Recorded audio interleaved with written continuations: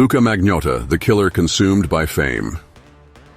True crime has a way of luring us into the minds of individuals who cross every boundary of morality to satisfy their dark desires.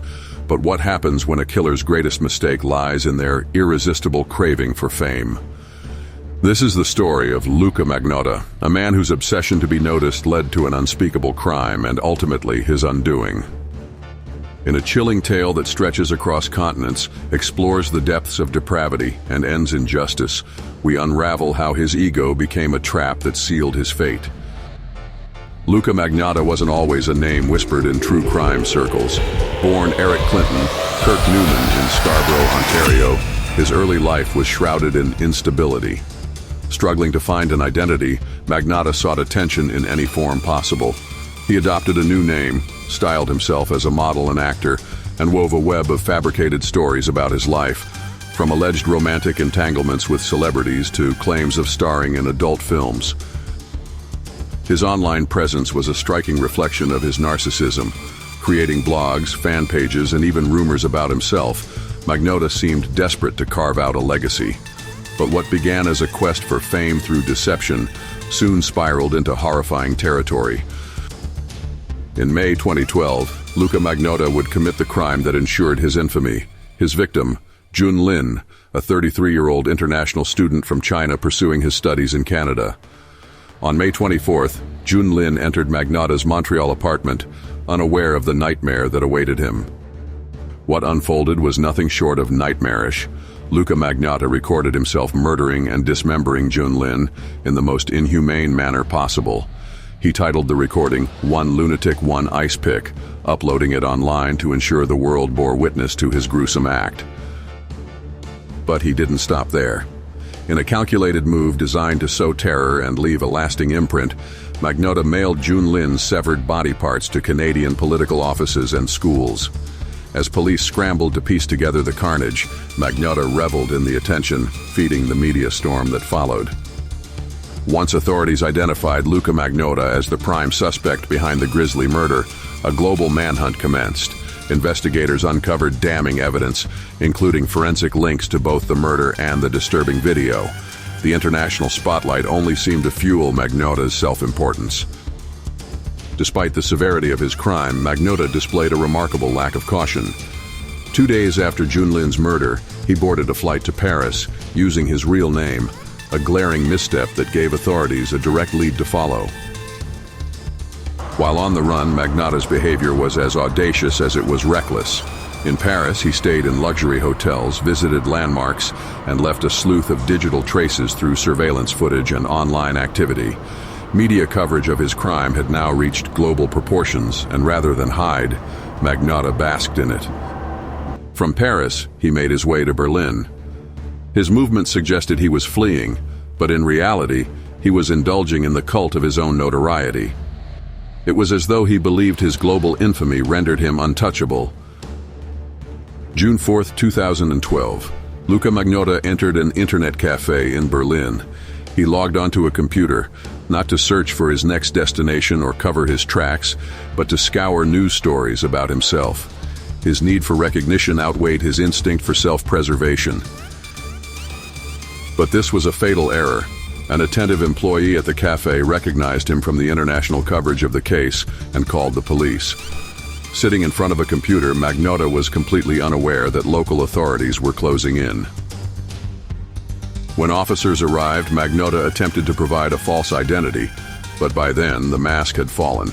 He was arrested without resistance, suddenly finding himself at the mercy of the international justice system he so brazenly mocked. Magnotta's arrest brought an end to one of the most high-profile manhunts of 2012.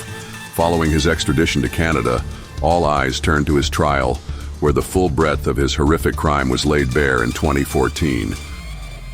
Charged with first-degree murder, committing an indignity to a body, and distributing obscene material, Magnotta's defense team argued insanity, but the jury disagreed, finding him guilty on all counts. He was sentenced to life in prison with no parole eligibility for 25 years. While Magnotta sat in his cell, the public and media dissected every aspect of his case, his crime, and the personality that drove him to crave renown at such a terrible cost. At the center of this dark saga is Luka Magnotta's obsession with fame.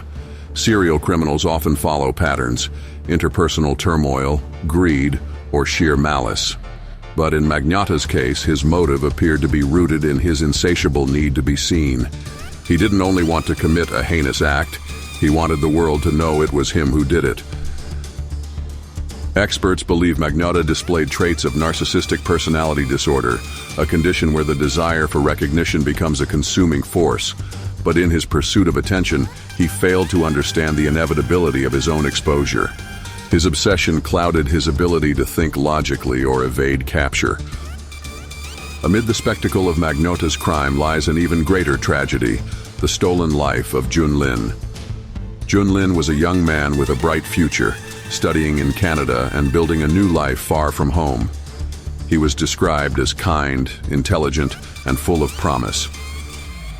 His murder was not just a calculated act by a narcissistic killer, but also a cruel extinguishing of a life full of potential. His family has courageously worked to honor his memory, urging the world not to let his name be overshadowed by the actions of his killer. Luka Magnotta's tale serves as a chilling reminder of how ego and hubris can drive even the most calculated individuals to make reckless decisions. His story is a cautionary tale about the dangers of seeking fame at any cost, and how such pursuits often lead to self-destruction. The case also underscores the role of modern technology in capturing and amplifying criminal activity. From the dissemination of his crime video to digital trails aiding international authorities, it reflects the dual-edged impact of our digital age. Finally, it raises ethical questions about our fascination with true crime.